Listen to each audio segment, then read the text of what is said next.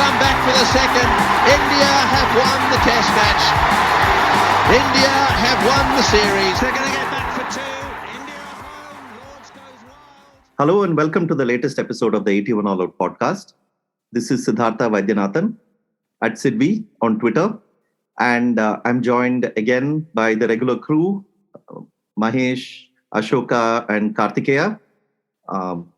They'll link all their Twitter handles. I'm joined by them to talk about the second test of the series between South Africa and India that recently finished in Johannesburg.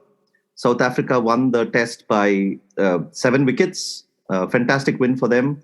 The first time that they have beaten India, the Wanderers. And people are joking, saying that the fortress has fallen. I mean, come on, they're playing at home. But but also importantly, their first victory in a test against India since 2018, when they won the 2 tests. Then they lost the Wanderers test. Then they lost the home series. When they came to India, they lost quite comprehensively, and then they lost at Centurion. So a big victory for them. Fantastic performances from their bowlers, and then Dean Elgar and Rassie van der Dusen, fine chasing 240 in the final innings. Anyway, we'll get to all that soon. Quick reminder about Mike Marquis's war minus the shooting. I've been saying this for every podcast, so I think the regular listeners will be used to it by now. But if you're hearing it for the first time, we recently republished a classic cricket book published in 1996. It's available in Amazon.com. Outside India, it's available as a paperback and e-copy on Amazon. Within India, it's available as an e-copy in Amazon, and the paperback editions you can get from the Atta Galata bookstore in Bangalore. You can go to the store, you can write to them, you can tweet to them, they'll ship it to you. I'll put all the details on the notes, and we're hoping to have the book on Amazon India pretty soon, so I'll keep you updated about that. So let's get to this test match. Maybe start off with your thoughts on the match. I think start off with Mahesh, because he had predicted correctly for the first time in a long time. He had predicted correctly that South Africa could come back in the series. So Mahesh, congratulations. Thank you. Not that it needed any sort of big predictive powers over there. I mean, it was quite obvious that, they're playing in home conditions and they've got a good bowling lineup. In fact, part of the reason why I made the prediction was also my memory of how Olivier bowled against Pakistan before he took the break to go to county and come back. And he turned out to be a very different bowler this time. So in a way, one of the factors that I considered was Olivier coming back and bowling pretty much at the same pace with the same effectiveness and potency and so on. In fact, I was a little surprised given the kind of start that they had. South Africa on a sort of great wicket to bowl didn't really bowl well initially, and Olivier was bowling too short at that pace. And India did get off to a pretty decent start yet again. But from there on, the thing with a wicket like this is because of its the early sort of assistance for the bowlers, and more importantly because of this consistent up and down sort of a bounce throughout the test. Even when bowlers go through phases where they were not right on the mark, they don't get penalized too much, and they still can come back and get the opposition out for a relatively small score when they get their act together. Which is why it is so difficult to sort of bat on a wicket like this, right? Even when it seemed like you could have penalized the bowlers for erring in length, it was not easy. And the other thing that we'll get to eventually is of course, at some stage we'll just talk about Shardul and all that we've said in the past and what happened in this test. But yeah, like I said, I'm not surprised by the fact that it was a close test. And it was a close test. Despite the fact that South Africa managed to chase it off pretty easily, does not negate the fact that it was a close test. And it could have been an entirely different sort of dynamic had a couple of things gone one way or the other and so on. And I expect the third test to be pretty similar as well. So these are evenly matched teams. Evenly matched primarily because the bowling attacks are evenly matched. And when I say bowling attacks are evenly matched, it is Indian attack in South Africa versus South African attack in South Africa. In that sense, they're evenly matched, not like in the largest sort of repetition scale. And home sides always tend to recover faster from sort of having an off session or erring in length early and so on. And that's exactly what happened. Look at someone like Jansen, right? The way he started off in the first innings was naturally, that was his first test, debut test. He was probably not hitting the right length. In fact, I don't think he was even bowling the same pace. But just as he started to sort of gain confidence, even in the second innings, you could see, and in this test, there was a world of difference. And that cannot happen if he's playing abroad. And, the fact that he's playing in familiar conditions, on wickets that he's bowled before, on wickets that he understands well on how to bowl, once he got through the early sort of roughness, you can see how good he is. I mean, the pitch is very interesting, right? I mean, this is a classic kind of pitch where basically it makes you start to question a lot of things that you take for granted. Like you assume usually that batting in the third and fourth innings will be tougher than batting in the first innings. I mean, that's just an intuitive way of thinking about cricket. But with a pitch like this, it's not necessarily true, because batting can get in many pitches. And we have seen in New Zealand in the recent years, and we've also seen in many other parts of the world, that there are pitches where batting can get easier.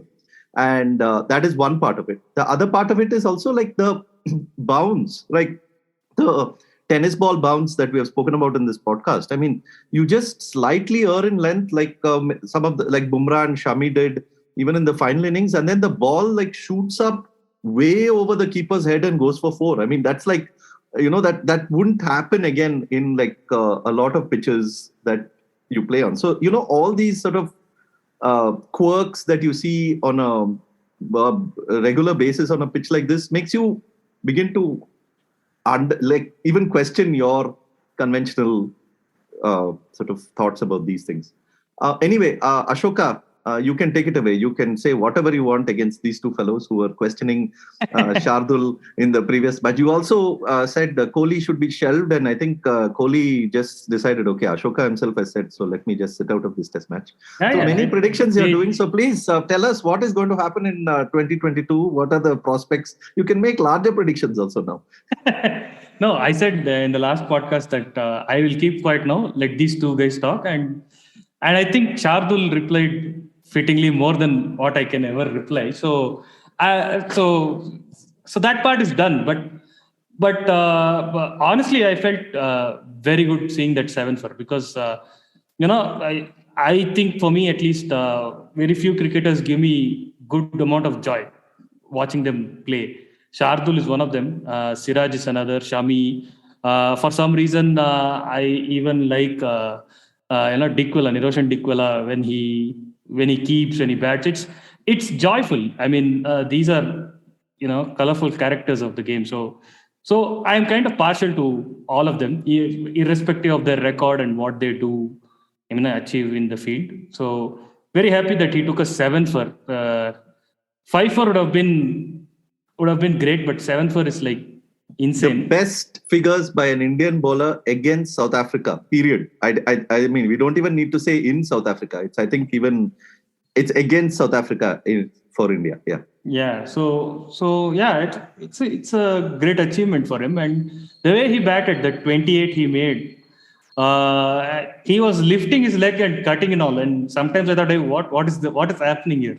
So it was great fun, and as Mahesh said, it was a very close test match. I also felt that, but this is where we are. I mean, this is the measure of Indian bowling, that the third wicket fell in the chase at 175. I think there were 65 more runs and 7 more wickets.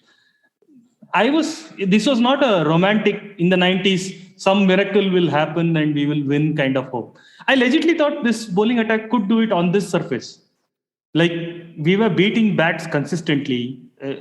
Things were happening almost every over. There was at least one event every over. And I was thinking, maybe if, probabilities go this way or that way, India could have made it into a very close match. And then, under pressure, I don't know, whatever could have happened. So I too thought this was a very, very close match. And 240 in the end was not enough. But I thought when India made 240, I thought, most probably this is going to be it. We are going to get to 2-0. Unfortunately, it didn't happen, but that's fine. As far as Kohli being shelved and whatnot, we missed the chance, man. We should have given it to captaincy to the greatest captain ever, Indian captain ever. We went with Rahul, poor guy. All bad memories of captaining Kings 11 Punjab came back. Or now they are called Punjab Kings, no? So I think that came back and haunted him. We should have made Rahane captain. See, that would have been a great 50. Captain's knock also. That would have been great selling to. Ashoka, 2 podcasts ago, you said you can put a tree stump to captain India and it will not make a difference. Now you are saying make Rahane. No, he's still saying the same thing. Make Rahane the captain. It doesn't. No, yeah. So he could have. I mean, it really. The captaincy point is moot, is what I'm saying. I'm just being frivolous for the sake of it, but captaincy point is moot. In such conditions, you have the bowling attack. You should be able to win at least 7 out of 10 tests if you play in these conditions. And I agree. One other thing was, I particularly did not feel South Africans were that ruthless. I mean, they were also making a lot of mistakes. And that is the scary part, no? Especially Rabada. I don't think he's 100% there yet. He's not Rabada yet. But it is very scary that even at this 60-70% of where he is right now, he seriously challenges batsmen in these conditions. He will be a very, very deadly bowler if he's in peak form. And I think we should quickly win another test before he, gets there. And put a tick to the South African campaign, saying that we won in South Africa. Yeah, the point about the collapse is interesting because the last series that India went to the Wanderers, I mean, South Africa did have a collapse. They were chasing 241 and they were going at some 130 for 3 or something, and then they all collapsed for 177 pretty quickly. I mean, that was a really quick collapse. So I'm saying I'm not surprised that you felt India could still get 7 wickets for within 65 runs. It's happened before, and in India, of course, it happens very often, but it's happened before abroad also. Kartikeya, so I see that the Indian coach is reading your tweets and then saying the same things in press conferences. What's happening, man? So basically, I think the wicket, in every country, every traditionally strong country, one of the features that makes them strong is that they can always call on bowlers who are built for their conditions. Like India can call Akshar Patel in India, and England can call Chris Wokes in England, and Australia can call, Boland or whoever, they're experienced first-class bowler. They can come in the test team and do a job and be very competent. South Africa is similar. They also have their sort of average bowler is over 6 feet tall and can hit the pitch. And this wicket was not like the 2018 pitch, which was dangerous. If you remember the Wanderers pitch in 2018, they had to stop the game because it was proving to be so dangerous for a while. This reminded me more of the 2013-14 pitch, where I think the second innings were both India made 420 and then South Africa made 450 for 7 or something like that. And I think they would have won if they had made 8-10 runs more, something like that. But in the last over, I think AB de Villiers of all people decided to shut shop or something, if I remember correctly. I could be wrong. Faf. Du Plessis. Faf and Vernon. Yeah. Yeah. Okay. I think de Villiers made 100 in that innings and then got out or something. So basically, the threat in this game, once the sort of seam moment died out and the pitch lost a little bit of spite, which you would expect, after 2 or 3 days of cricket, because they don't water it during the game. The pitch sort of, you need to have that height to exploit the whatever uneven bounce there. That is the variation that you're getting. There's a misbehavior that's going to beat the bat. So the once the sort of seam movement goes away now, then basically the option of pitching it up is no longer a reliable attacking option. You go for a lot of runs. That's why you saw so many drives when the bowler pitched it up. But the Indian bowlers are not as tall as the South Africans. I think South Africa have 3 out of their 4. I mean, in Gidi, Rabada and Jansen are well over 6 feet tall. Whereas in India, I think all of them are not even 6 feet tall. And so they had the bowling for the conditions, and India did not in the second innings. That was, I think, basically what decided the game.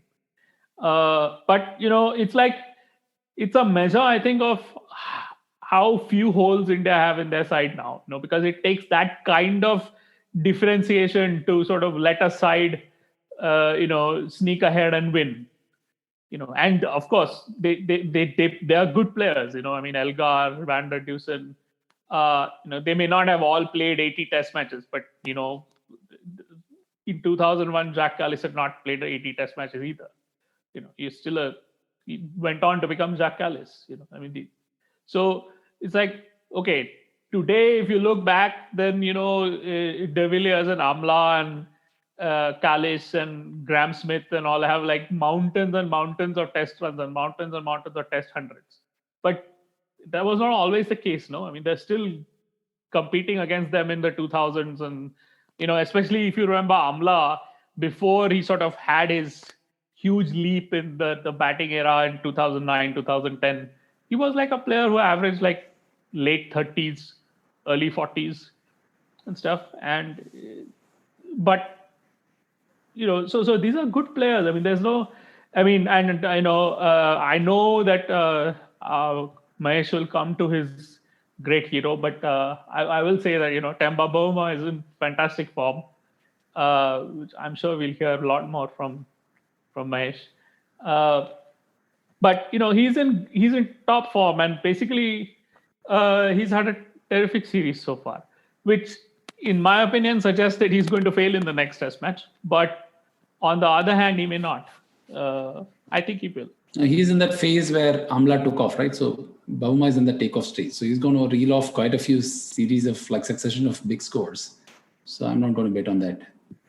I'm just curious. Why do we, when we talk about form, it's always only the batsman. Like, why don't we say that, this guy, Rabada has now come back into form and he's going to be extremely dangerous in the next. I don't think so, man. He's extremely dangerous is true, but I don't think this is not the final form of Rabada. I mean, I have seen him bowl better. First of all, he bowls a lot of no balls, which means I think there is the fundamental rhythm. I think he's just gaining it back. And secondly, I think I've seen a lot of balls that he bowled, down the leg and over pitched it. And when he was good, he was like sensationally good. My point is, I've seen him be that good consistently throughout an innings or throughout a match. And once he gets there, he's going to be, problematic. And that also brings me to another point. Like in this Test, right? I thought in both innings, Lungi Ngidi bowled better than, all the other wicket takers. And funnily enough, the wickets that he got, a couple of wickets, I think he got batsmen fending off their hips down the leg to the keeper. So I thought he was really, really good. And he didn't get wickets for a very long time.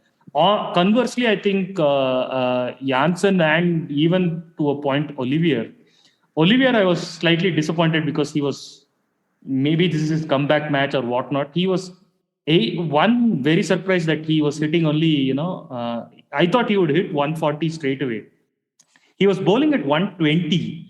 I didn't know what the hell happened there. But, and secondly, he was, either too short or too full.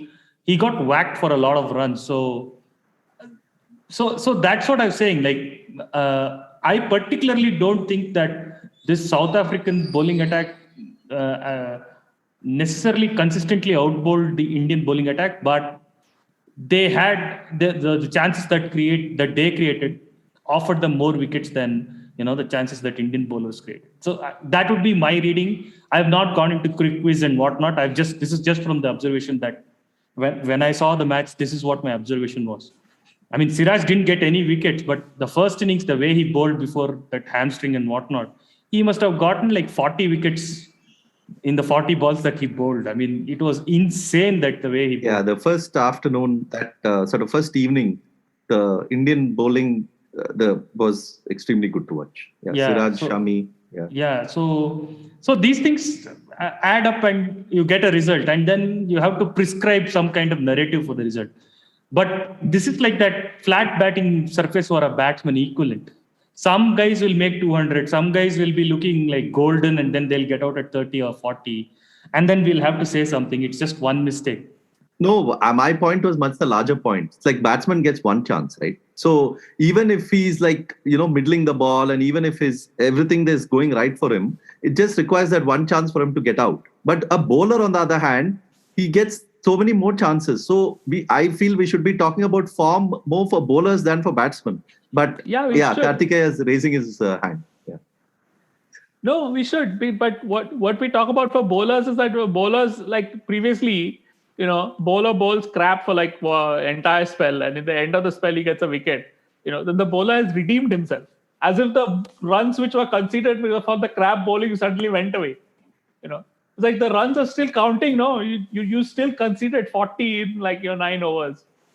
So, but that is the way this is discussed. No, I mean that the bowling is harder to observe than batting. Whereas it is far more consequential. Every ball, if you sort of do the math, like, you bowl every ball at a certain quality and at certain threat level over like a spell, the total threat you represent is way more than, if every ball is just slightly less, on average, and so being erratic. Yeah, exactly. Being erratic is a horrible thing for a bowler.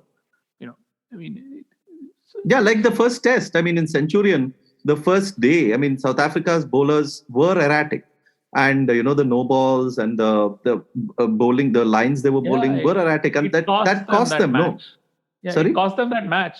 It cost them that match. The margin of victory was basically those 120 odd runs, which they first wicket was 117, and that was the margin of victory. 113 was the margin of victory. Yeah, and on the other hand, they bowled India out pretty cheaply in this second test. And but let's talk about that. Olivier point is very interesting. We spoke about him in the preview podcast. We said that against Pakistan, he bowled exceptionally well. And I also remember that series, and I remember him being quite pacey and being like this kind of pacey sort of guy who could cut it either way. And like Pakistan really struggled. I think he even bowled against Sri Lanka, and I remember him having good spells against them as well. But suddenly here he maybe it's the county influence, maybe it's people are even blaming the speed gun, saying it can't be bowling so slow. Were you surprised as well? No, I was quite surprised. I did ask this on Twitter as well to understand if other people who've seen him recently have any theories. And because, I would expect, one of the theories that people give me is that he lost his pace because of the grind of county cricket, which makes sense.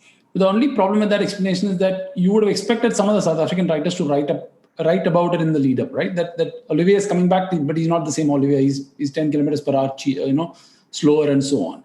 And especially, it's not like he's not played in domestic cricket. He just had a phenomenal domestic season as well. So they would have seen him bowl there.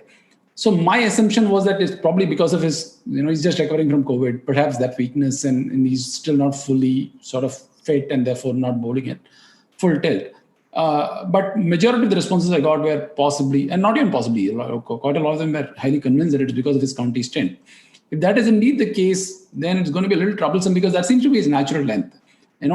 Even when he was bowling with a new ball on the first day, at least later on you can argue that he's hitting the pitch to get that variable bounce to work in his favor. But even on the first morning with the new ball, he was bowling the same length. And then, like, if your memory of it is also the same, right? When he was bowling earlier, he prefers to, he was like the right hand. He's short of length. He's not. He's not a full. I think the one full ball. Not even short of length. Short, like Neil Wagner. No. The one full ball that he bowled was wide outside, and Rahane kind of guided it to slips. He got an LBW as well. He does bowl full as a variant. But he's like quite comfortable hitting the pitch and bowling short and kind of threatening the batsman, and he's got quite a mean bouncer. Like if you go back to watch the highlights of his old spells, he's got a great bouncer. There's no doubt about it. So I was a little surprised by that. Just the other point about erratic. So South Africa did go through phases of erratic bowling even here. The difference between the previous test and this one is that this pitch had a little more reward for erratic bowling when things were sort of when they were not too erratic. Like for instance, when South Africa started the innings here, I don't think Rabada and Olivier got off to a great start. But because of the nature of the pitch, they didn't get away, or India didn't run away with it. Even when they were surviving, they didn't run away with it. So that gave South Africa an opportunity to come back again. And once they could get back some sort of rhythm. The wicket was rewarding a lot more in sort of quick burst of wickets in this. So I wouldn't think that they were less erratic here, except for Jansen, who kind of bowled much better. I think Rabada was kind of equally erratic in phases in both the tests. Jansen was comfortably better in this test. In fact, he was comfortably better even in the second innings of the previous test than the first innings. Olivier was erratic too for a guy who's coming back into the game. So I wouldn't buy into the case that they were less erratic here. And I wouldn't buy into the case that all that is explained by luck. I also think this wicket, the unique nature of this wicket, helped South Africa in the sense that it rewarded the erratic bowling to some extent a lot more than the previous one. And also this wicket helped in them not getting penalized too much in terms of the batsmen running away with quick sort of scoring in the first innings when they were erratic. No, more than the first innings, let me bring in the second innings also. The evening that Pujara and Rahane batted and the morning again, when they started off, they scored like 60 odd runs very, very quickly. In that phase also, I think South Africans were ultra aggressive and were trying to, really, that really was conscious. They were aggressive. That was a conscious thing. But in the first innings, they were erratic. Yeah, I mean, I think that's a good distinction because this is not a seamers pitch. No, I mean it's not a pitch where you bowl on a length and you attack the fourth stump line or the top off stump and you try to beat both edges of the bat basically. And this is not a James Anderson wicket. Like this is a fast bowler's pitch. So you have to pitch it up or you have to pitch it short. You have to basically trap the batsman on the crease one way or the other. And you have to be relentlessly attacking. And so therefore you also see a lot of shots. The batsman get a lot of things to drive and a lot of things to pull and a lot of things to hook and occasionally a lot of things to cut. Although because there's uneven bounce and because the South African bowlers are taller, the cut and the pull are kind of, dicey shots because you don't know exactly how high the ball is going to rise. Boss, did you see that cut from Rahane? Yeah, Rahane? What are you talking about? I'm talking about Shardul. The lordship. Oh, the Lord. Yeah, Vichy. Yeah. Yeah, the Vichy cut. The Vichy cut, yeah. But, so it is, I think even the first day, I think the impression I got was that South Africa always bowled as if it was, an up and down pitch. I don't think they ever went for like the seam movement, because I don't think their bowlers are built for that kind of bowling. Okay, NGD can do it and, Rabada can do whatever he wants, but I don't think Olivier or Jansen are that type of bowler. I mean, they are, out and out fast bowlers. Yeah, the speed gun was, I don't know, the speed gun was weird because it was not as though the batsman had a lot of time to play Olivier or anything like that. And also he's got that action where, he either hits the pitch or he bowls it really full. So, the batsman is always rushed a little bit with what he's bowling, and he's tall and he's got this high arm. So he's not easy to read, I think, for the batsman, in the same way that Jasprit Bumrah is not easy to read for the batsman. So he may have lost a bit of pace, but he doesn't bowl like a seam bowler, if you see what I mean. He doesn't bowl like an English bowler who is like, good length all the time. He still bowls like a South African bowler where he's, basically trying to blast the batsman up. And that's the thing that I really like about these South African pitches, where the 2018 pitches and the two pitches we had in this test match, where there is no attrition. You cannot you saw at Lords or Oval or, even in this Ashes, with the old ball, this bowling dry and all, these are very fast scoring pitches. It's very hard to bowl dry. It's very hard to kill the scoring, So, unless you are like, Jasprit Bumrah and Mohammad Shami bowling at someone like Dean Elgar, who doesn't have a lot of shots and who's, just conventionally, a guy who scores from deflections and, unless he's like basically like Pujara, where you have to bowl to his scoring area for him to even attempt an attacking shot. So South Africa is a very different country fast bowling wise. than England or Australia, I think. And I think I perhaps the one good thing about India having a good pace bowling attack is that now people will sort of begin to notice these things, and people will begin to make these distinctions. This description will become much more textured. You were saying in the previous time we talked about Srinath observing that Bumrah in England he bowls like an English bowler, in Australia he bowls like an Australian bowler, in West Indies like a West Indian bowler. Okay, I think I have a vague idea of what he means by that, but we don't really know, right? But you can see a little bit of a difference in like how the South African bowlers bowl in South Africa, and you can begin to see and begin to flesh out that picture a little bit.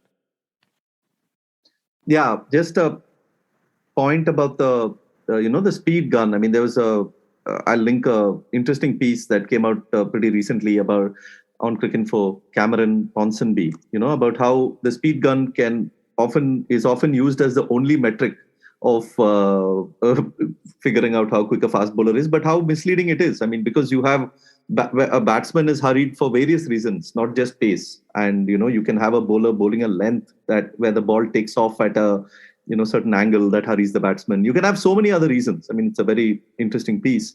So read that. So that is one. The other thing is that, you speak to people of a slightly earlier generation about fast bowling and this and that. And I feel that one of the things that really helped people of the earlier era also learn about fast bowling, even though the television coverage wasn't as good as it is back then. One of the things that helped was that you had the camera on both sides.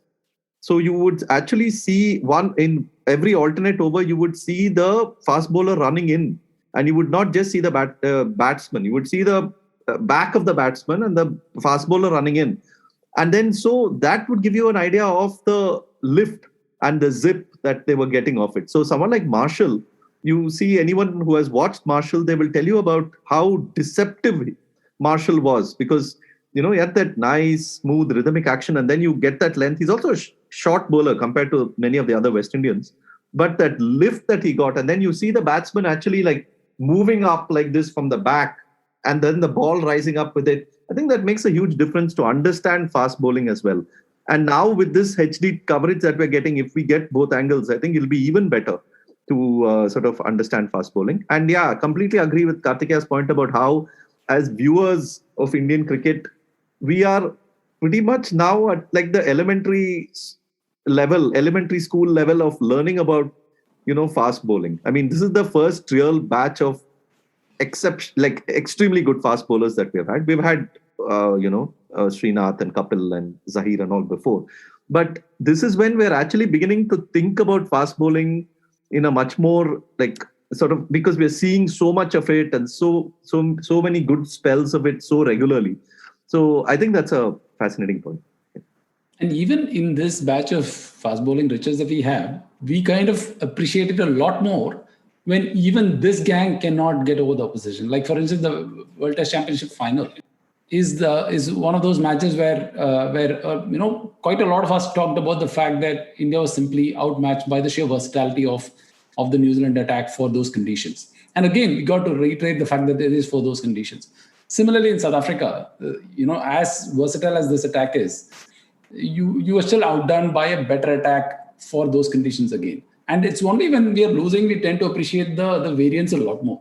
You also see, when I started watching cricket, with say India going to South Africa, Donald, Pollock, and two, 3 or 4 good bowlers for their condition, like very good. Donald Pollock was in the great category, but you have even the backup bowlers were extremely good for South African conditions. So you see a batsman like Tendulkar or a batsman like making those hundreds against them, it sort of elevates it even more, because you have these 3, 4 extremely good bowlers, and you have this batsman who's playing against them and scoring as well, which is the opposite now. No, like if you see like a Dean Elgar innings, or if from a South African point of view, if you see a Dean Elgar innings, you begin to that innings elevates that bit more, not only because of the context in which it's made, but also because of the attack against which it's made.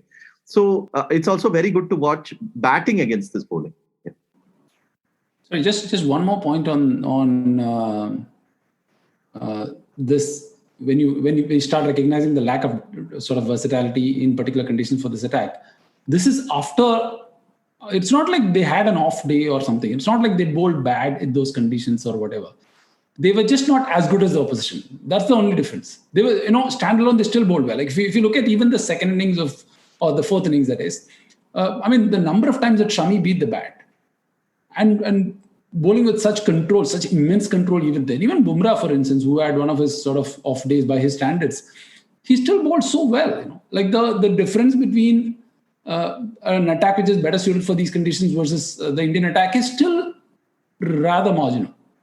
So at the cost of bringing up something that's historically unpopular and losing listeners, I'll also point out that, some of the new information we're getting is also because of, new data. Like, our friend Ganju, Himanish, he's managed to figure out how to read trajectory data. And he's able to sort of find out how much lift each bowler gets. So when the ball is in flight, there are different accelerations operating on the ball, and so there's an upward acceleration. And some fast bowlers like Jasprit Bumrah, it turns out that they get a lot more upward acceleration in their delivery, and that's because they impart backspin on the ball because of his action, and it's not always the same amount of backspin. And so this apparently makes a difference, I think, to the batsman's ability to read the length, and makes him a lot more deceptive. Because it shows that, some bowlers have very clean actions and they're very easy to read. And other bowlers don't have, other bowlers have, like Bumrah, they have unusual action, or Olivier, and they are harder to read. So, it's also, you remember back in the day when reverse swing was in vogue, there was the whole business of, hiding the ball and all that. But it's become, I think, much more sophisticated than that now.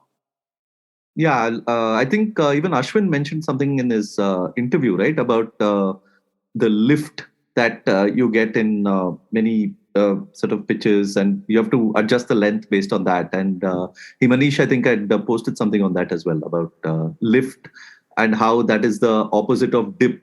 So bowlers talk about dip, but then Ashwin was talking about something that's like the counter to that happens with the ball.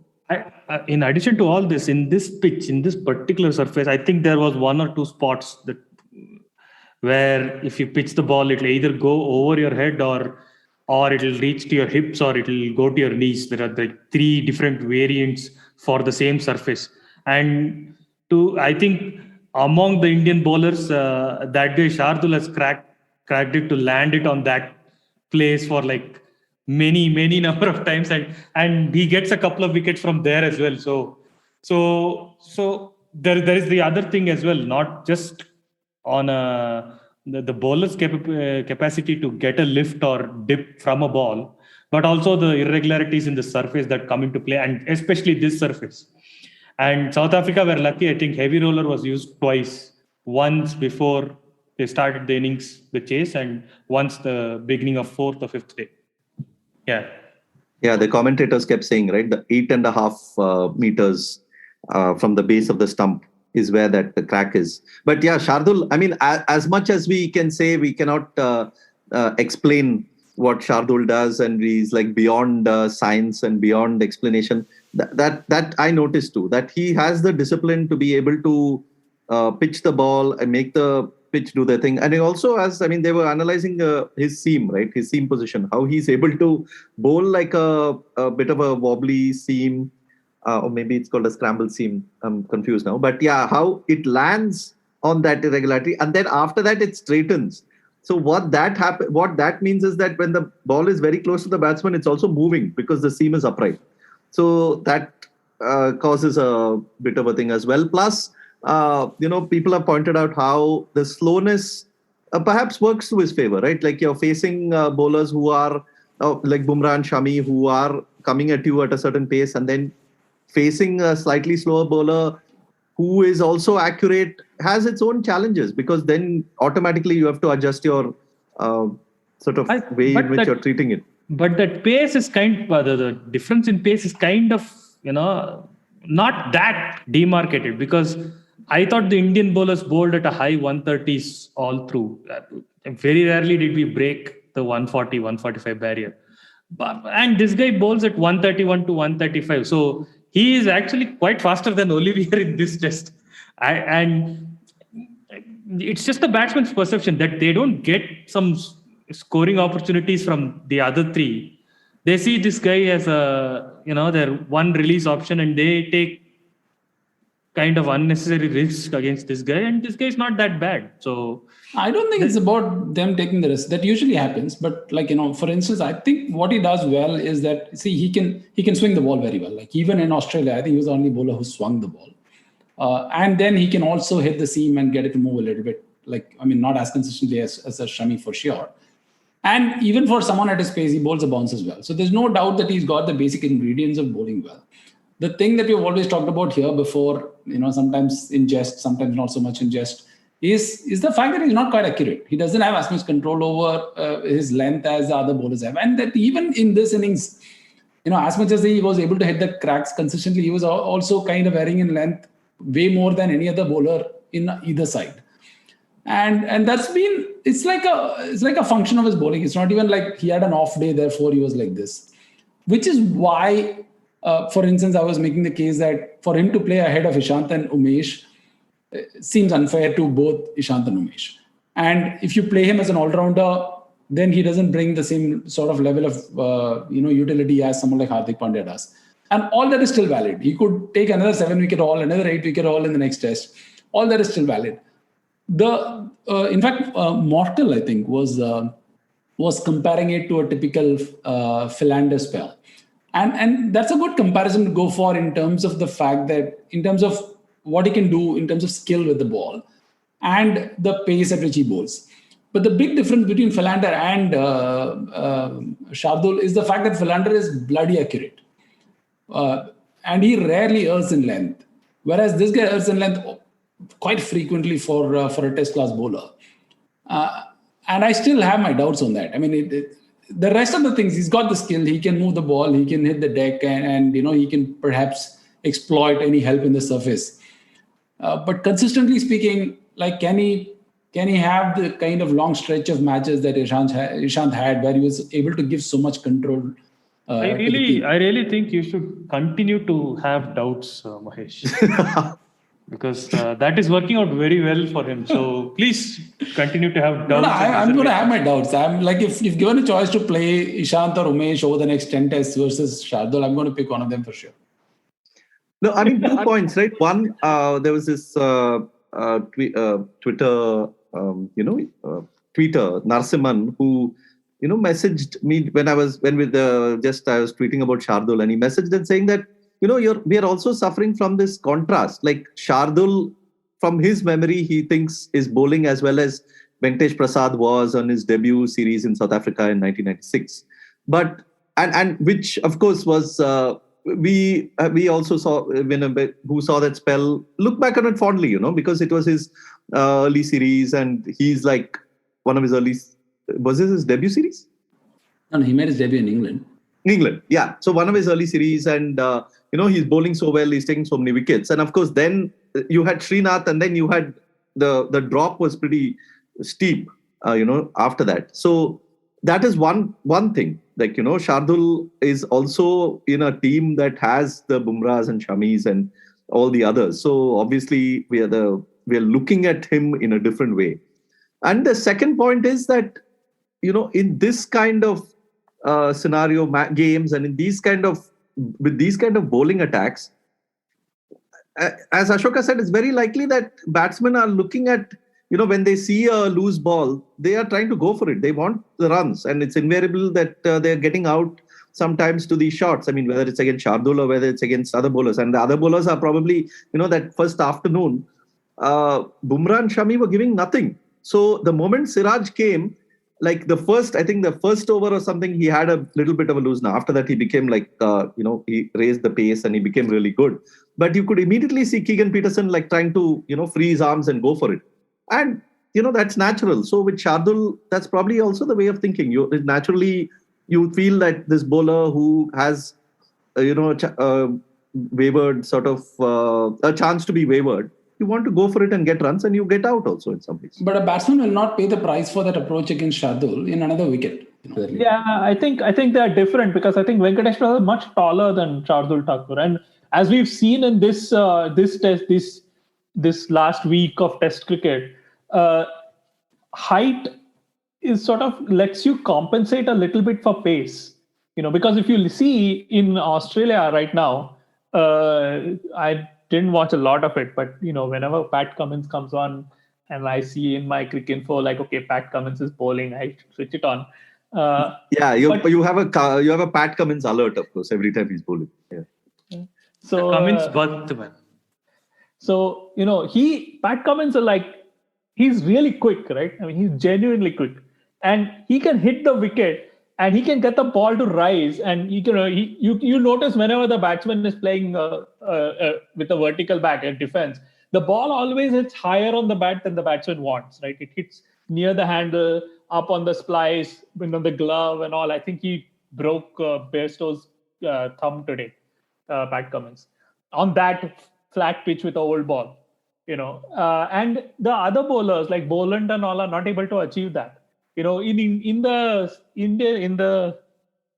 Test match in South Africa also, Rabada is able to get that lift, and get, when Rahane or Pujara are fending, the ball always hits higher on the bat than they want, but Shami, he doesn't have that height, and so he doesn't have that option available to him, so whereas Olivier, because he's tall, he still has that option, so even if Olivier is a yard slower than Rabada in pace, that height is giving him that extra leeway, it's giving him that extra cushion, so to speak, and making him it's sort of reducing the batsman's scoring options against him, so to speak. Even then, I think, because of how attacking it is, it's just like a shootout, basically. It's like how they say in football sometimes when, it's end to end stuff and, it's like a basketball match and all that. This is like the Wanderers Test was like basically a cricketing version of a basketball match. Like there's no attrition at all. There's no holding game at all. Which is why I think Elgar's batting is something worth discussing, because he's a Pujara-esque player, and Pujara didn't play like Pujara, but Elgar did play like Pujara. And I think fittingly, the guy who played like Pujara ended up on the winning side. I mean, it's also like, okay, talking about Elgar. I mean, one of the reasons why the batsman would hesitate to play against that is you have, you spend 1 hour there, 1.5 hours there, and then you get this ball that, that takes off awkwardly, you fend it, and then you're out, and then you're not even made the runs that you make. So I can understand why even like a Pujara or a Rahane would want to maximize the time there in the middle. So Elgar's approach is admirable, because he's basically saying that I'll take the chance. I will stay on here, and even if it, I will sort of make sure that even if that unplayable ball comes, I will back myself to sort of ride through it. My point is that my point wasn't that. I mean, my point was, I think that because of the way the Indians had to bowl on this pitch, because what their strengths are, Elgar was actually able to play like Rahane, because Indians were bowling those lengths. They were bowling, whereas the South Africans were bowling like really attacking. It was either hammering it into the pitch or bowling it full. And so there was a lot to hit, for both Rahane and Pujara. And they were just going for whatever they go for usually, right? Pujara, what are his 3 shots? Those were the 3 shots he was playing. And it was not like he was like hitting on the rise through extra cover or, hitting lofted on drives or anything like that. He was not doing anything of that kind. He was playing the shots that he usually, it's just that he got to play them like 2 or 3 times an over, whereas in Australia he got to play them against Cummins and Hazelwood, especially 2 or 3 times in a spell, So the other thing we have to ask is that, this Indian side, it gives me the impression that they don't really make anything up on the fly. Like their plans and what they're going to do in the next hour with the bowling is all set. Like it's like there's a staff and they are giving them instructions and that's what they're bowling. That's the line of attack. So whether they attack the stumps or whether they bowl outside off stumps, it's all planned out. So I don't know whether they have the ability to bowl like, that hit the pitch hard and do that and be effective, or whether, it's just a question of, well, they don't have the height and it will just not be effective. So they didn't try it. Because one of the things you notice is that South Africa always had a short leg and often like a second player just around at like 45 degrees, leg gully kind of fielder. But India never had that. India was still bowling with like a conventional field. And partly I think that was because India had to defend runs because, they made 200 in the first innings and not like 350. But partly also because I think they bowled to their strength. They bowled to what they know, what they are good at. So I don't know. I mean, it might have been worth trying, to go for like maybe half an hour, 45 minutes of trying that ultra attacking, hammer the pitch, hammer the bowling kind of bowling and see what happens. I mean, it could be that they would go for 80 runs in that hour and the match would be over. That's also possible. But I don't think India would have been concerned about that. But the best exponent of that for India is probably Siraj. And unfortunately, he was not fully fit. And that probably hampered their plans. I think the best exponent is actually Ishant Sharma. He was not there. So in the 11. His height would have been very useful, I think. Yeah, but the issue is the person who replaced Ishant Sharma got 7 wickets. No, so this is the spot this has nothing to do with Ishant. This is just small fly agenda that is being. No. I disagree. I don't think it is an agenda because I don't think Ishant Sharma is replaced by Shardul Thakur. I don't think there's any possibility of India playing Ishant Sharma, Umesh Yadav. Ishant Sharma, 4 out of Ishant Sharma, Umesh Yadav, Siraj, Shami, and Bumrah. 4 out of those 5 are never going to play in the same test team because none of the 5 can bat. So Shardul Thakur is always going to play. I mean, I think when India play now, the template is that you take the all-round options, who are basically Jadeja, Ashwin, Thakur, Washington Sundar, Akshar Patel. And if Hardik Pandya is fit, then Hardik Pandya. Out of these 6, 2 will always play. And so the option is Siraj or Ishant Sharma. And to be fair to Siraj, I mean, you cannot argue that, it was a mistake to take Siraj in front of Ishant Sharma. And partly, I think it's also that Ishant Sharma may not be fully fit. The other injury, the back spasm, Kohli missed out on the test. So, I mean, I really don't know about what difference it would have made. I mean, obviously, having Virat Kohli, the batsman, on such a pitch, in a low-scoring game, could have made a huge difference. He in the last Wanderers test that India played, I mean, his innings had a big role to play in sort of the push towards getting the final innings target. So, I mean, Kohli as a batsman, definitely. But I know a lot of talk around how India missed Kohli, the captain. That I'm not, entirely, that I'm not going to buy entirely partly because of the fact that, the bowlers, especially in the final innings, they come with their own plans. They have the bowling coach. They have their ideas. They're also really good bowlers. So, that is one, You can say bowling changes. Yes, maybe, a captain has a captain with who reads the pulse of the game and the rhythm of the game may make the changes and things. But I don't know. On this wicket, in these conditions, I don't know if that captaincy would have really tilted anything. Admit it. You will not hear a word against your schoolmate. By schoolmate, you mean Rahul Dravid, right? Exactly. Who is actually the only schoolmate, who's the only one who went to my school in that whole squad. I mean, not even that whole team and team management. Wait, I thought KL Rahul and Rahul Dravid went to the same school. No. KL Rahul did not go to that school. But you can make This is the north of India's sort of standard problem, where you just assume all Rahuls go to the same school in Bangalore. But it's just one tiny hill station. Bangalore is one. How many schools can you have over there? Yeah. This is the exactly the point that we're making.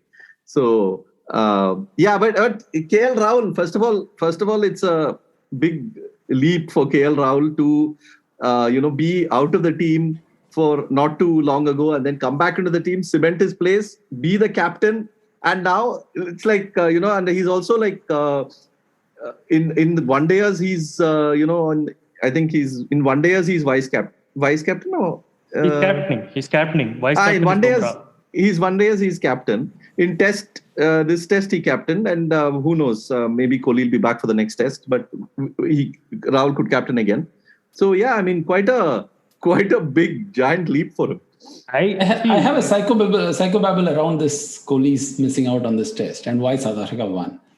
So when, and this is classic, like if South Africa go on to win this series, I'm going to just like publish a thesis on this. That when, at the toss, when Mark Nicholas was shocked to see Kohli not being there and he was asking KL Rahul, in a tone where KL Rahul must have felt like, is he regretting that I've turned up here? And then he finished with KL Rahul and he went to Dean Elgar. It was quite unfortunate that they had some sound issues. Otherwise, I wanted that sort of interaction to last a while longer, where he asked, what is your take on this? And, basically Mark Nicholas wanted him to say, oh my God, it's such a relief to not see Kohli there and we are excited or whatever. Dean Elgar said, it doesn't matter to me and we are here to play a game. We are here to do what we have to do and whatever. And because the captain leading from the front was so focused on their end of the game that they were able to go on and achieve the success. And next time when Kohli comes back also, because he'd already discounted Kohli's presence in the previous test, they would still go on to win. Like if they win the series, that's going to be my narrative. And you should have started the podcast this way, Sidvi. You went on with bowling and irrelevant stuff. First question you should have asked is, did India miss Kohli? Yes, India missed Kohli. Did India miss Kohli as a captain? How much did India miss Kohli? Not even did. How much? Another thing is, did India miss Kohli as a captain? And his captaincy, the enthusiasm and the intensity that he brings. And there is another popular theory that's going around, right? Like Kohli wants his 100th test to be in India. Therefore, he had a convenient back spasm. So that is also a theory worth considering because that sounds so rational. No, but I have, of course, the 100th test, which could be in the great hill station of Bangalore. Let's not forget that. But another theory was this Mark Nicholas point that you brought up. Even before the toss, what happened was Mark Nicholas, Sean Pollock and Gavaskar are standing around and talking about the game. And Pollock immediately notices that Kohli is not walking up for the toss. So he says, Virat Kohli is not there. I see KL Rahul.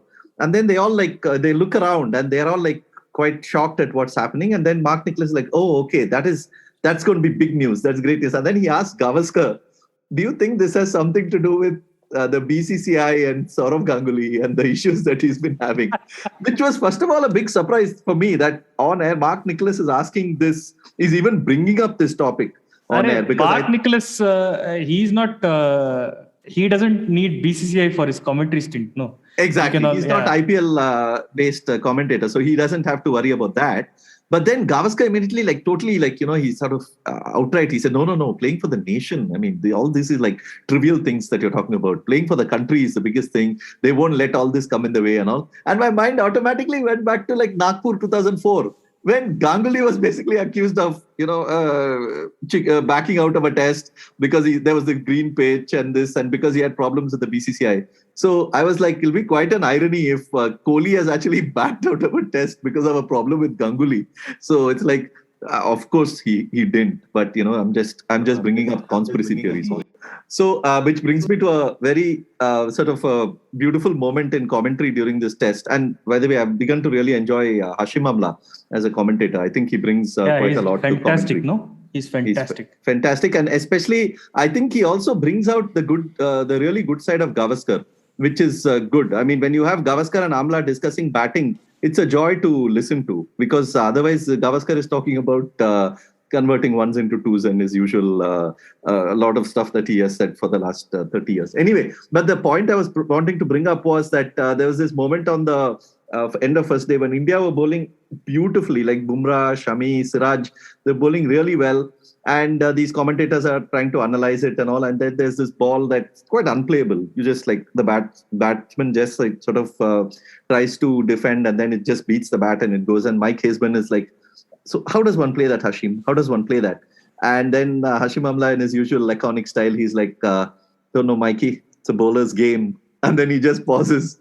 And then everyone, like in the background, you can hear commentators laughing and all that. And they're like, and Mike Haseman's like, oh, that's the first time I'm hearing that, Hashim. Are you sure? He's like, yeah, what else can I say? Yeah, at that point, I think this is third day or something, right? Like late in third day or something. Oh, yeah, it's probably the third day, not the first day. Yeah, and Rabada nearly turned the batsman inside out. I think that's when, what can I say? He says, so that's sorry, I got it wrong. Yeah. So he's very, very refreshing. And by extension, I think the way to deal with this Gavaskar late stage madness is that every time I think he goes off the rails and starts talking about something irrelevant, I think we should deduct 200 runs from his career. I think this is the, I think by now this is the only punishment that I can think can bring him back. No, I think the real punishment will be not 200 runs. It will be deducting one test century each time he says something. Then that's it. Then like that like test he'll get it to minus at the end of one series, man. Like, yeah, this is fantastic. But okay, India's batting. Let's get to the most important point of this discussion. Rahane and Pujara, we had basically we have had many thoughts about them through the series. It is of course KL and Mayank continued from where they left off in the previous test in the first innings. They started really well.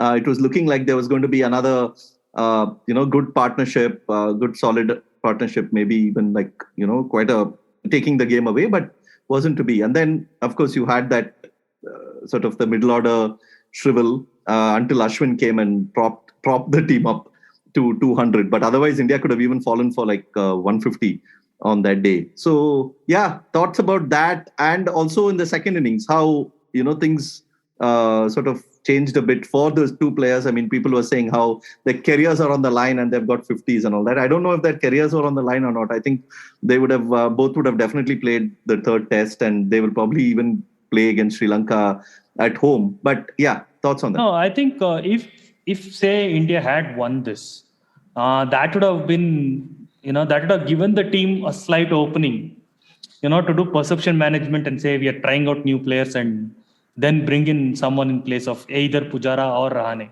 But now with the series online, I think once again, I think Vihari will be going out and Kohli will come in. So that might, unless Vihari learns to keep in this next 4 or 5 days, then they might kick Pant out, and that's another Gavaskar thing. Like, he should be fined $10,000 for every comment on Rishabh Pant that he makes. I mean, it was ridiculous, man. That guy held his anger for 5 days after the test. I don't know what his problem is. So anyways, so that is the only change I think will happen.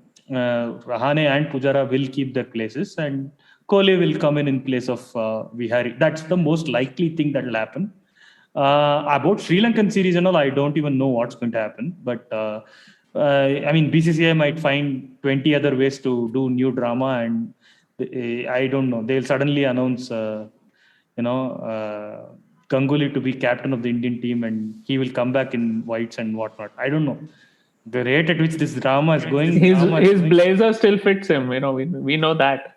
I think we should say the traditional thing about batting, which Sidvi does not want to hear, but we should say it nevertheless, which is that KL Rahul threw it away in the first innings when he got out on 50. He should have carried on and made a 3-figure score. See, this is the thing. You guys expect KL Rahul to basically score runs every match, score 100 every match, captain the side, do this. How many things, slip catching, how many things he'll do, man? Other people just chill out and just hang out like that, is it?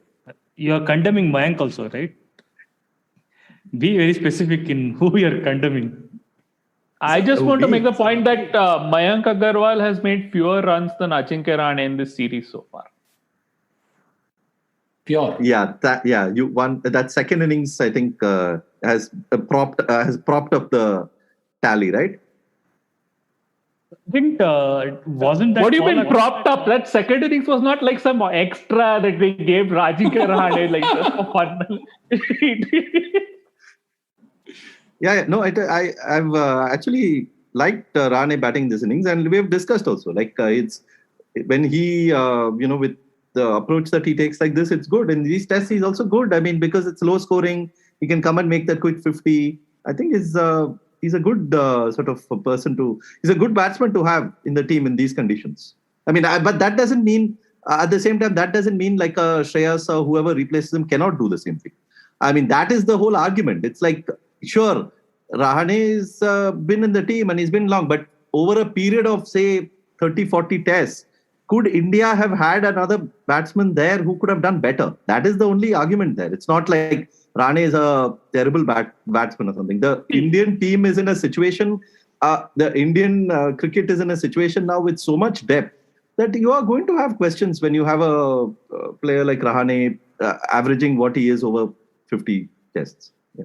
But that argument is now postponed, right? Like if the Indian team management is sitting and picking 11 for the third test, with the series in line, they'll obviously see that this guy has got 4,500 runs and that guy has got 6,000 runs. And if both are fit and they don't have mysterious back spasms or whatnot, they will obviously play, right? So no, but it's the thing is interesting because the next test is in Cape Town, and if there is like a bit of like if they feel that it would be good to have like a spin option there, then Vihari might not be a bad option to play in Cape Town. I mean, he had a good 40 in this second innings, and then he also gives you the chance to bowl a few spin overs, right? Then my question is, will they drop Ashwin? Anyways, you need a few overs from spinner. Bring Kohli in, have 6 batsmen. You have 5 bowling options, 4.5 bowling options anyway. No, but now Ashwin has this thing. No, Ashwin's batting is now coming to the fore. No, that makes a huge difference. So, like for a team that has that usually goes in with 3 or 4 tailenders, 3 or 4 number 11s, to have a player like Ashwin is a huge boost in that lower order. Sure, but what I'm saying is like it's not his batting that I'm questioning. It's that amount of overs that he bowls. Like Maharaj bowled 1 over in this match, I think. Yeah, so 1 or few, I don't know if he bowled even that. He bowled 1 over before lunch or something like that. Yeah, he bowled 1 over this match. So Ashwin bowled like quite a few overs this match. But given that he's not getting much purchase, and given that Vihari can bowl a few overs, and given that we have a good track record of dropping Ashwin in overseas tests, why can't we drop Ashwin and bring in Kohli? So we have traded. You just want material for your outrage next episode. You're just running out of material to outrage. Now Shardul is also picking up wickets. So you just want something to outrage about. So let them drop Ashwin. So that this is a legitimate thing. It's not an outrage thing. See, Ashwin is there because now you're saying the value of his batting. I mean, that is replaced by Kohli. The value of his bowling. The conditions doesn't suit his type of bowling. No, unlike you have Jadeja, you can't replace that with anywhere close to that level of bowling. But if the tests are going to be played in similar surfaces, anyways, what is the point? Similar surface is a little tricky. For instance, even here, while he was completely ineffective in the first innings, it was one of those rare sort of bad performance from Ashwin. Like he doesn't bowl as many long hops in any condition. So it is surprisingly, one, he didn't get anything from the wicket. And I think he was also quite flat in the first innings. But in the second innings, he bowled better and he bowled a fairly long spell. And he would have probably bowled a longer spell the next day had it not rained the previous day and the outfield was not wet and so on. So I think Ashwin still gives you that option when, let's say, if it was a flat wicket, then he's going to bowl like 25 overs. If there is any amount of purchase in the wicket for spinner, he's going to find it. And, it makes, unless you have Jadeja, it doesn't make any sense to drop Ashwin, even if you're going to get similar wickets for the next test as well. Sorry, just to go back on the point of Rahane and Pujara, I just wanted to close that loop. One, there are two ways of looking at it. Every time they play badly, they're like, okay, they should be dropped. It's like every incremental innings doesn't make them look worse than they were in the previous innings. And the same symmetrical logic in some ways applies the other way around, where when every 50 they score, that's like they've shut their critics and whatever.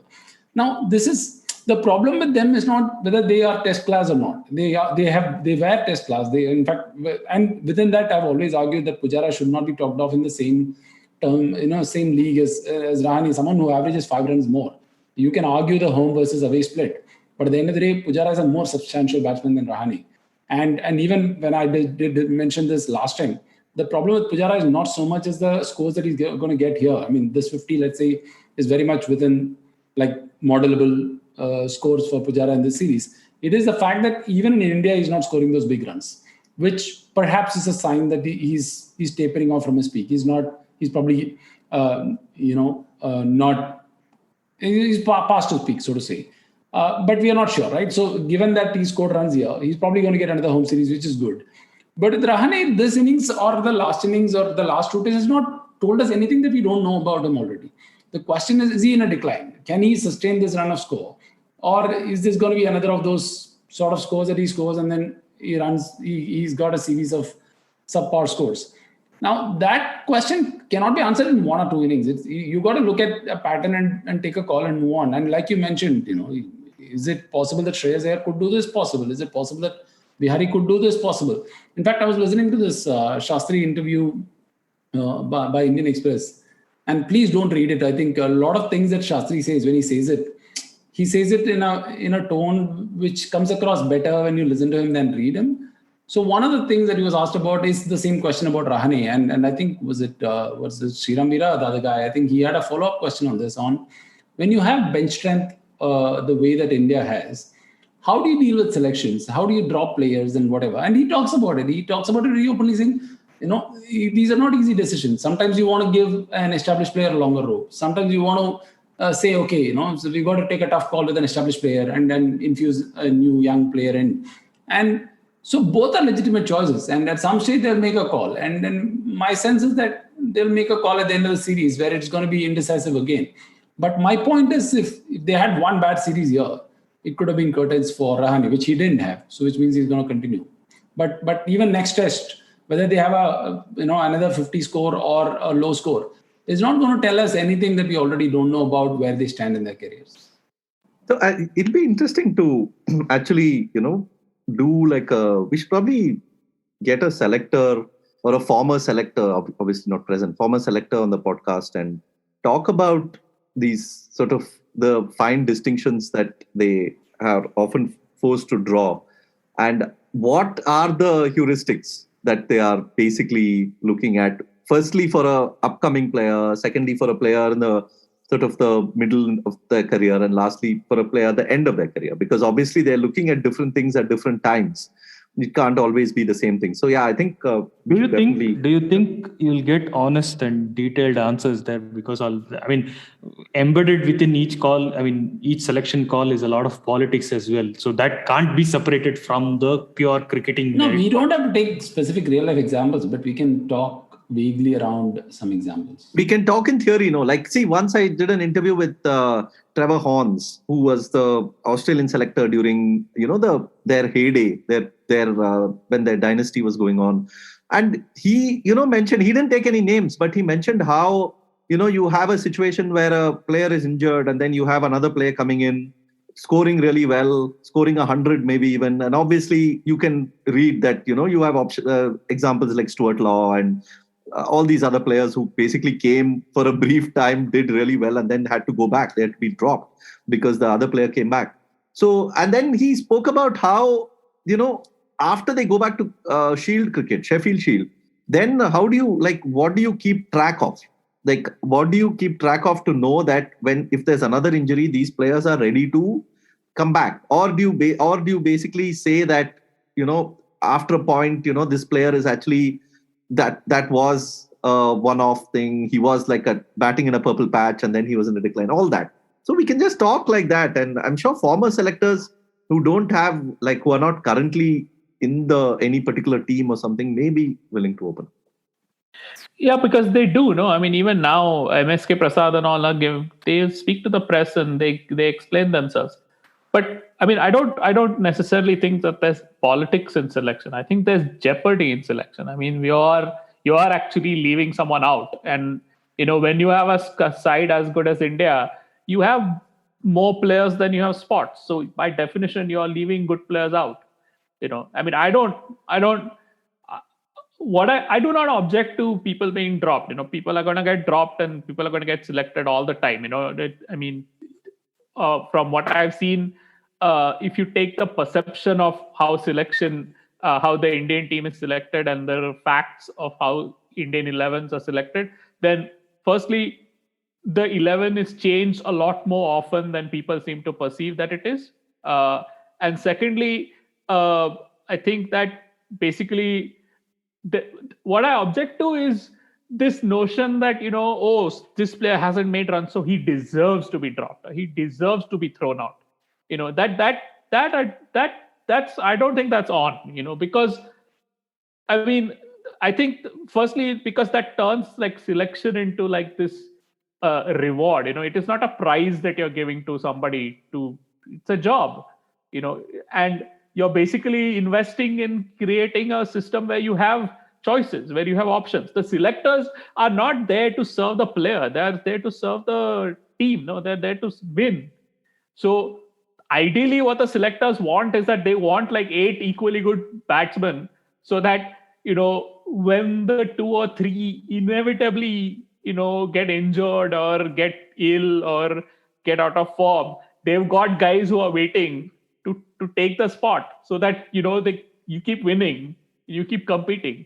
So that's what they want. And that's not in the interest of any player, because ideally, what does a player want? A player wants to be really good form and top form with no competition, So with security and form, and that never happens. So it is a very fraught and unfair system by definition. And it has to be, because this is a selection. This is not a contract. Also, as spectators, we are only seeing the player who is there, and we are only seeing one side of the story, right? Like the team management are the ones who are watching Shreyas Iyer in the nets, or whoever the replacement, Vihari in the nets. They're the ones who are actually keeping a close tab on them. And if they feel that in this particular pitch, the way that Rahane is batting in the nets and the way Rahane is batted in the previous game and is slightly better than the way Vihari or Shreyas are countering, say, the Indian bowlers in the nets, then obviously they're going to take the call and pick Rahane. And we don't see that. We don't see how Vihari or Shreyas we don't see what the team management is seeing. So that is the other unfair part, because we are judging only based on one slice of the story. I won't even say half the story. It's like we are seeing like 10 to 15% of what the team are seeing. Okay. So that was the Indian batting. I think we should move on to the South African batting. You've spoken a bit about their bowling, but the South African batting, I think, Keegan Peterson, I mean, Elgar, of course, was a huge role, but, even Keegan Peterson, Bauma, Rassie, had a much better test in this compared to the first. And you could see that they were also, I mean, Keegan Peterson seems like a joy to watch. I mean, just like he's so organized. The drives and pulls. Yeah. I mean, he's so organized, so promising. I think like you take any young upcoming batsman who looks as promising as that he is, there are very few in the world, right? I mean, I don't think Australia has a young batsman like him at the moment. I mean, he's that good. I mean, I'm a big fan of Bauma. I'm always going to be a big fan of Bauma. And he's also improved his game. And in the last, let's say, 10 tests, he's been in terrific form. And the way he plays seam bowling is so instructive of the fact that, one, for someone born and bred in those kind of wickets, playing against those kind of bowlers, his footwork is so decisive. He goes back and across, almost forward with decisive footwork. He sees the ball so closely. And, his reading of both seam and swing is so obvious to see when you watch him bat. Like, he the number of times he gets beaten it is also pretty low, when he's in good form. He's not able to convert them into big scores. I mean, that's a problem. But you can't really pick that as a problem in these kind of wickets. The other point I wanted to make on South African batting was the point that KD made earlier about Dean Elgar being similar to Pujara in some ways. While that is a valid comparison, the thing that Dean Elgar is different is that he's technically a more sound batsman for these wickets, in the sense that the problem with Pujara, and the point that you made, is this, you can block out 100 balls, but you're going to get one ball with your name on it and you'll get out. That's a slightly flawed logic, in the sense that it is the probability of Pujara getting a ball with his name on it is much higher, because one, he's got this tendency to play low on wickets like this where it can bounce from nowhere or bounce from a good length. The probability of Pujara getting a ball with his name is much higher than Elgar. And I also think the kind of weakness that you see with Pujara with the ball coming in. I know there are some glaring weakness in Pujara, which is kind of repeated over his career, which is not there in Elgar's game at all. So he's a lot more equipped to handle these conditions. Therefore, he's a lot more confident of being able to survive long stretches of time and eventually cash in on opportunities which come his way. And that was quite obvious in the way he played. And he's, it was a terrific innings for the fact that he played in tune with the rhythm of his batting as well as with the rhythm of the Test match. The other point, not so much about South African batting, but at large, I wanted to make about how generally batting like this is written about, where they took blows on their body and survived and whatever. Like the way we talked about Pujara in Australia, for instance. If you look at this innings, Elgar got smashed quite a few times. Van der Dussen got smashed quite a few times. All of them got hit multiple times. So what that tells you is that a basic test class batsman is someone who is good enough to take the blows. There is no batsman who is not brave enough to take the blows.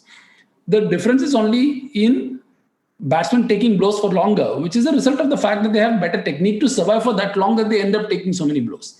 So a basic test class batsman in all teams is good enough to take on the blows, survive it, and be mentally strong enough to overcome that pain and still play. The only difference is whether they have the technique to survive for long enough to have more such balls, which is quite obvious and evident in this innings. And it's not just batsmen, right? I mean, even Janssen in the first test, he took, when he was batting, he himself took quite a lot of blows and stood there. I mean, and he's not like a specialist batsman. He's an all-rounder. He's a bowling all-rounder.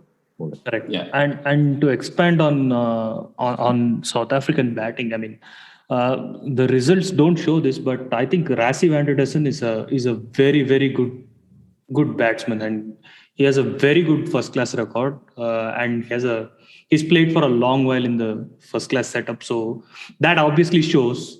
And Bauma obviously is in excellent form, and he is actually a very good batsman. And the Keegan Peterson, though he looks really good while batting, and he looks like that. I get a lot of Kusal Mendes, Shea Hope kind of vibes from him. That this is like $1 million player who's going to give us that magic innings. But I'm just seeing I was seeing his. He doesn't have a very substantial first class record, so that is something I don't know. Maybe he has had a good first class season, so I don't know. But good if he works out for South Africa, because now I think they're starting to have some kind of a cohesive batting unit.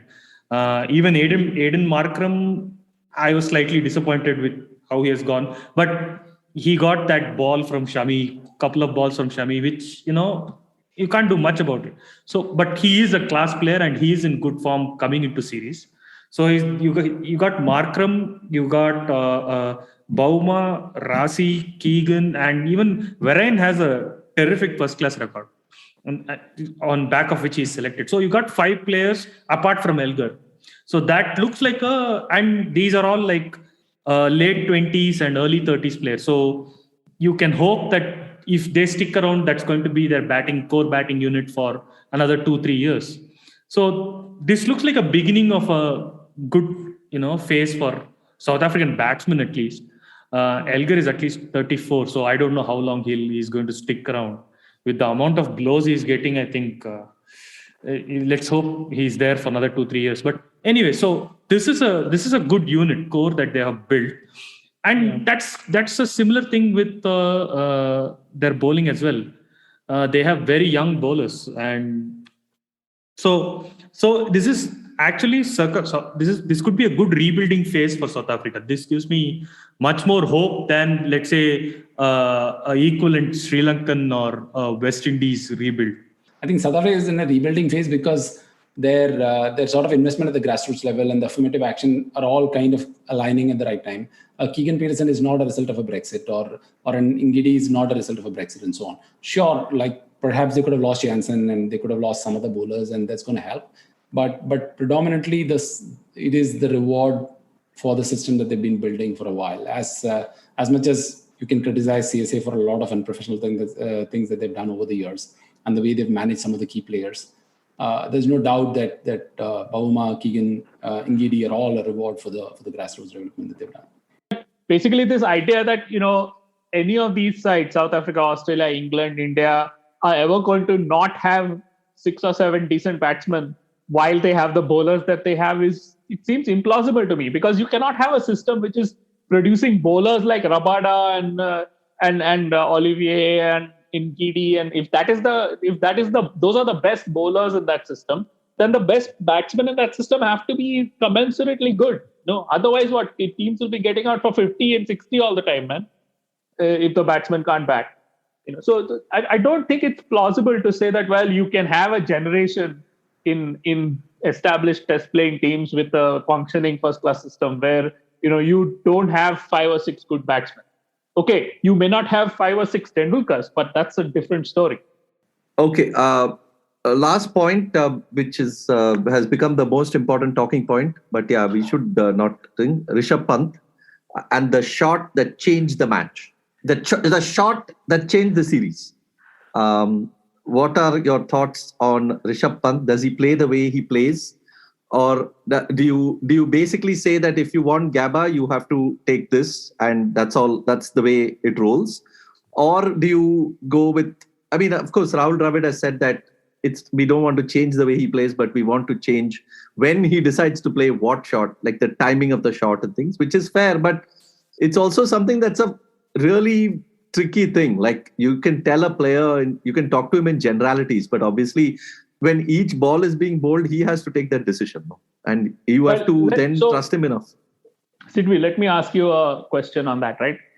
When Rahul Dravid says that in the press conference, do you think he's just saying that to make the press happy, or do you think he's really giving an honest, like considered, serious analysis of batting? It may be no. I think it's he's saying it obviously to make the press happy, because he's not getting into detail. No, he's just saying it because he knows that it makes him come across as a good coach. Like he's like, yeah, I mean, he's going to talk to him and leave it. But then the follow-up question, if anyone had a chance, would have been how? No. But then in a press conference, you don't have that sort of freedom to go so deep into it also. And Dravid knows that. And not that if there was freedom, some of these guys would have asked anyway. So they wanted a quote, which he gave. Yeah, they got the quote. And then that became the story also. No? That was basically so next time Pant will not play that shot and hit 100, they'll credit Dravid. Yeah, no, and if Pant plays that shot and it comes off, then also they'll credit Dravid because he knew when to play it. Yeah, he let him I think that's something that listeners might want to reflect on, no? Which is that, whatever is said by players in press conferences is not like they are not conducting a match review over there. They are just responding to whatever leading question is put to them. The thing is, Vikram Rathore said pretty much exactly the same thing when asked about Virat Kohli's shot in the first test, when the one where he went after the ball on 6th or 7th stump, and he said the same thing. He said, we don't want him to stop playing the cover drive, but we want him to sort of time it accurately. It's a very boilerplate answer that allows coaches to sort of, be seen in good light. But the point is that, what he will actually be telling Pant, or what they will actually be, is far more nuanced. They'll obviously be getting deep into the data and seeing like how when he sort of can run out, what is the best length where he can actually play that shot, etc., etc. Yeah. I mean, look, I think Pant is making trade-offs, right? He takes a lot more chances than the average top order player, but he plays in the top 6. Okay, so that's already like India play a very bowling on the scale of whether your lineup is rich in batsmen and rich in bowlers. India's lineup is rich in bowlers, right? They're playing pure batsmen, one batsman less, right? Now, even then, whatever trade-offs Pant is making, he's scored like since the start of 2021, he's scored like 700 plus runs at 36. In these conditions, in this era for a number 6, those are good returns. Yeah, I'd say he knows what he's doing. You can't, because there's a logical fallacy, in saying that he should take a risk, but he should choose the right ball to take a risk. How does that work? You can always say it. Every time there's a failure, you can always say it. No, but what does it mean? I mean, see, the analogy that I see is like an umpire, right? Like you have these umpires who are not outers, and you have these umpires who take a chance and say, yeah, that's a call, 50-50 call, but I think I'm leaning more towards giving it out. They give it out. Now, the not out umpires are often under less scrutiny. Okay, let me put it this way. The pre-DRS era, I mean, post-DRS, all Basically umpires saying are under Dicky scrutiny. Bird has got a much better reputation than a more aggressive umpire. Yeah, exactly. So Dicky Bird would always be seen as like a good umpire, even though he was a not outer compared to some other umpire who was more happy to give the decisions. Yeah, Steve Buckner, for instance. Yeah, and Steve Buckner, barring those final few years where you can cherry pick those instances, was a phenomenal umpire for a large part of his career. And through the 90s and 2000s, Steve Buckner was very, very, very good. Like he was like elite level, actual elite level. Yeah, but the point is that Rishabh Pant, when he's playing a bowler like Rabada, had the choice. Like, so here's what we fail to account for. We fail to account for the fact that a batsman is making a certain choice for a certain reason. And it is not like Rishabh Pant is not like he. I mean, I heard a lot of people saying it's an immature shot. He shouldn't have played it at that time. But the fact is that he knew what that time was. No. He knew that at that time he chose to play that shot. Sure, but how do you know that is the right ball? Because it's a right ball or not only after the bowler has delivered it, and between the only delivery after the ball is hit or not. That's when you know. Yeah, I mean, how do you know while the bowler is running up, this is going to be the right ball? You don't know. And secondly, I did a big mistake of quote tweeting Karthikeya on this, where he said that you can't appreciate it when it comes off, when you abuse it when it doesn't. So I made a big mistake, and there were like autos outside my house with people with knives and whatnot. So I'm not going to do that again. I'm going to say yes. Never quote tweet Karthikeya. Yeah, never. And I'm going to go the extreme other way and say, Pant must be dropped for the next 7 matches and fine of $10,000. He must be taught a lesson. He must be taught a lesson in humility and patience. For instance, you can compare Pujara and Pant. The point is not that they are making the decisions of whether to attack or defend independent of their primary skill. Like, it's not like Pant cannot choose to bat like Pujara. It's just that his success rate will drop. Like whatever KD pointed out, his numbers will not be the same if he plays like Pujara. That's because he doesn't have the game for it. And the same for the reverse for Pujara, that he doesn't have the game to play like Pant. The only point I'll make about Pant, particularly that type of a shot where he comes on the wicket and tries to smack the bowler over covers, the fast bowler over covers, is a bit like the Rohit pull shot. Like, his percentages have not been great. Like, I'm okay with him, like the way he plays the spinners, like for instance, the way he played, English spinner? Leach, for instance, in Chennai. He was going out every alternate ball and he hit him for like 8 sixes or something. That's fine. Like, one day he's going to get out and people are going to complain. That's a slightly different point about risk reward thing. Whereas here, his percentages of coming down the wicket and trying to smack a fast bowler over covers have not been great. Like, he's succeeded a couple of times, he's gotten out a couple of times, just for that particular shot, not as an approach. How would you compare that percentage to reverse sweeping Anderson in a test? That's also low, right? That's also a low percentage. No, but the thing is that if you look at like the figures since the start of 2020 in Sena again. Like, I know we shouldn't, but I will anyway. You brought up Sena some 4 times today. Ban you from the podcast. Pujara is like Pujara's average innings per dismissal is 28 in 88 balls, right? Rishabh Pant's average innings is 28 in 47 balls. Right? So basically, what it means is that Pant is getting out almost twice as frequently as Pujara.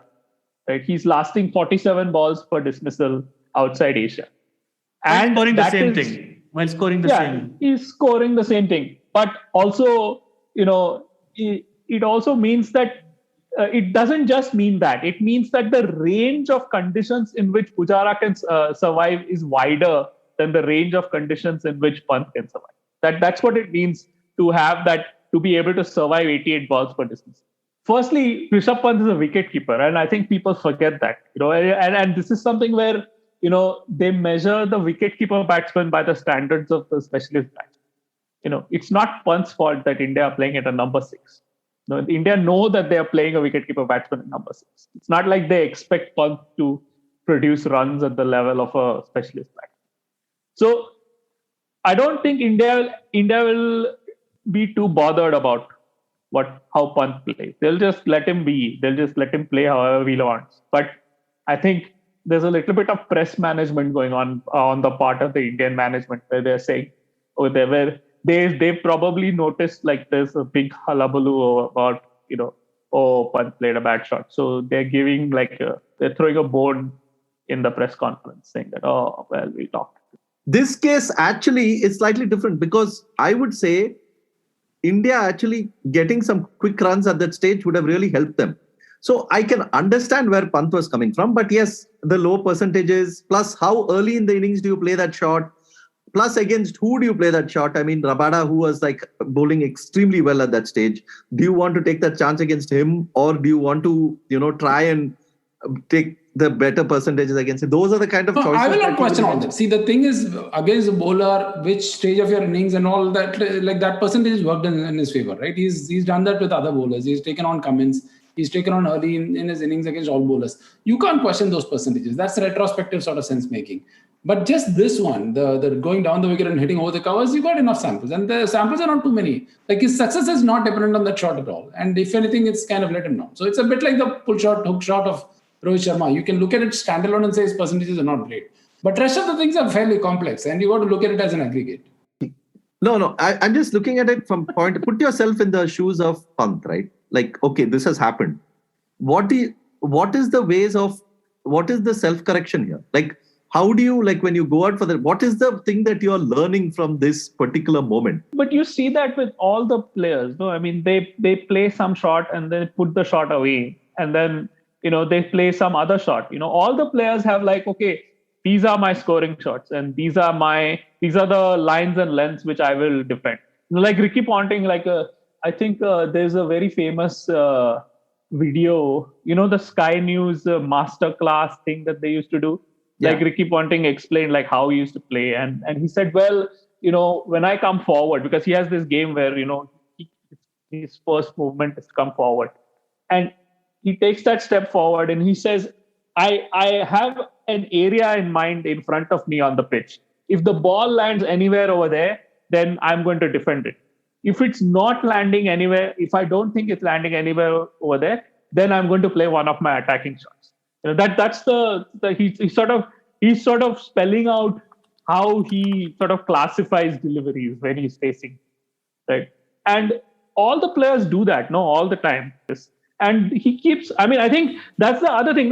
He's not just going to improve because of this one game. He's also going to improve because of the previous test match and the previous test match and the previous test match. He's constantly doing it.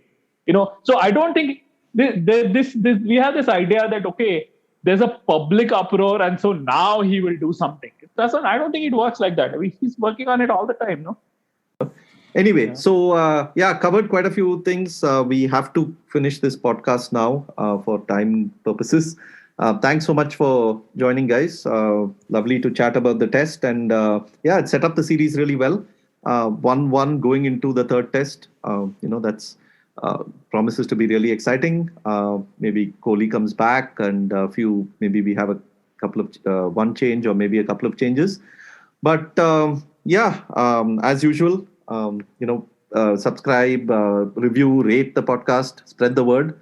War Minus the Shooting. All the details in the notes, all the details in the website. Buy the book. Rate it on Amazon, review it on Amazon. Will really help. We'll join you at the end of the third test, and hopefully it turns out to be a cracking game. India have won the series. They're going to get back for two. India are home. Lords goes wild.